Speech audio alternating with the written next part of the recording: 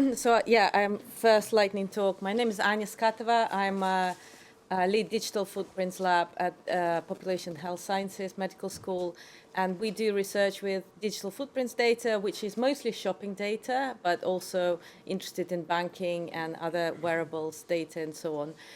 So this is just a slide to showcase the main part of our current work.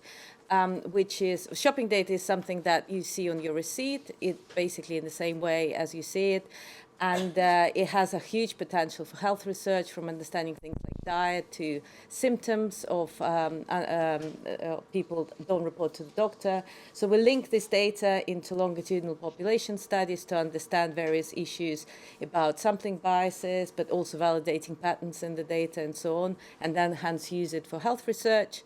There's loads of ethical issues around this work, and I think I'm going to run out of time now, but you can find me. We do loads of ethical governance and infrastructure work with this data, and made a lot of progress. So do I have 1 minute? Yeah, I think I run out. I have a time here. But yeah, thank you very much. Please find me. There is loads of issues that we can explore together.